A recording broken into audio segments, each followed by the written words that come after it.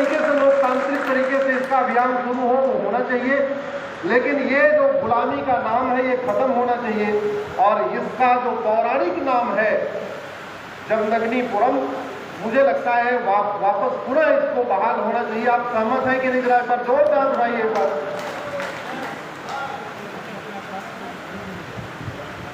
रामायण की अगर हम बात करें और रामराज की बात करें और संविधान की बात करें,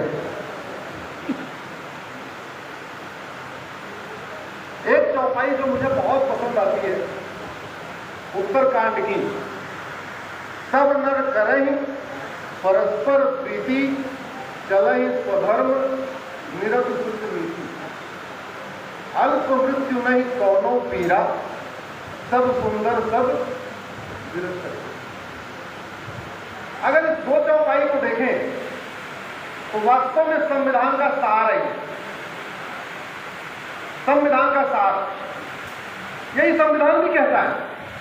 सब आपस में परस्पर प्रीति करें, सब आपस में मिलजुल के रहे, सब स्वस्थ हो, सब साक्षर हो, सब समृद्ध हो, यही हमारा संविधान भी कहता है।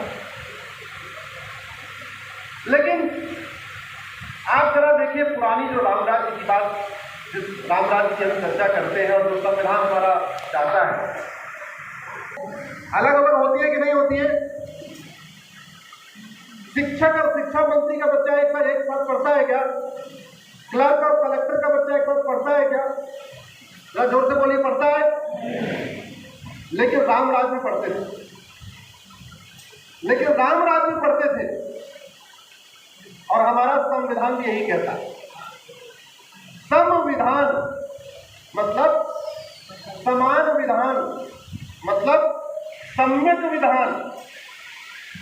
और इस संविधान कहता क्या है? समता समानता समरसता। समता समानता समरसता आएगी कैसे? जब सबको समान अवसर मिलेगा। समान अवसर मिलेगा कैसे? जब सबकी समान शिक्षा होगी। और ये संभव है। जौनपुर जिले में कम से कम 20 टाइप की किताब चलती होगी, जमदग्निपुरम में भी कम से कम 20 टाइप की किताब होगी। सरकारी स्कूल का एक सिलेबस होगा, प्राइवेट का अलग होगा, सीबीएसई बोर्ड का एक किताब अलग होगी, आईसीएसई बोर्ड की अलग होगी, सरस्वती शिशु मंदिर की अलग होगी, सबकी अलग अलग है। लेकिन इंजीनियरिंग का एग्जाम क्या सबके लिए अलग अलग होता है क्या? जोर से बोलिए, होता है? मेडिकल का एग्जाम सबके लिए अलग अलग होता है क्या? आईएएस की परीक्षा एक, इंजीनियरिंग की परीक्षा एक, मेडिकल की परीक्षा एक, इवन सिपाही हवलदार की परीक्षा एक। तो पेपर एक लेकिन सिलेबस अनेक। तो जब सिलेबस अनेक तो इक्वल अपॉर्चुनिटी कैसे मिलेगी? इसलिए वास्तव में अगर हम इस देश में राम राज्य स्थापित करना चाहते हैं तो सबसे पहले इस देश में समान शिक्षा यानी one nation one education board, one nation one syllabus लागू करना पड़ेगा।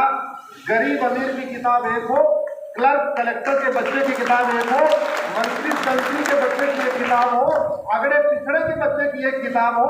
तब जाके जब सबकी एक किताब होगी तब वास्तव में समता समानता समरसता समान अवसर जो संविधान की और भावना, जो संविधान की बात करते हैं, जो संविधान की मूल भावना, वो जाके हमें अचीव कर पाएंगे।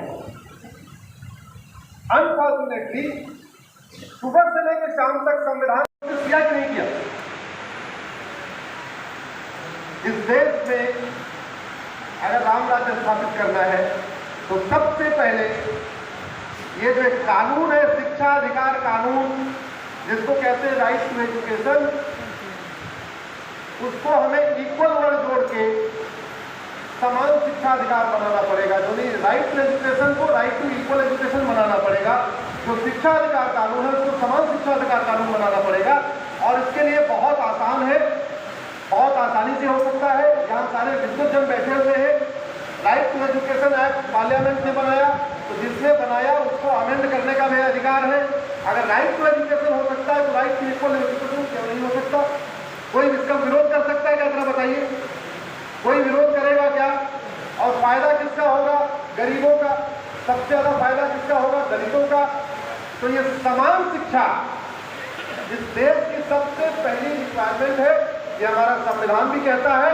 यही राम राज्य का मैं भी आने वाले टाइम में 5-6 और बातें करने वाला हूँ अपने 1 घंटे के समय में। तो पहली जो रिक्वायरमेंट थी, जो पहली सबसे पहला जो मूलभूत कैरेक्टर था राम राज्य का, वो था समान शिक्षा। एग्जाम्पल मैंने आपको दिया, दशरथ और सुमंत जी एक साथ पढ़ते थे, राम और निषाद एक साथ पढ़ते थे, राम के बच्चे भी सार्वजनिक रूप से पढ़ते थे। राम के पहले गुरुकुल अलग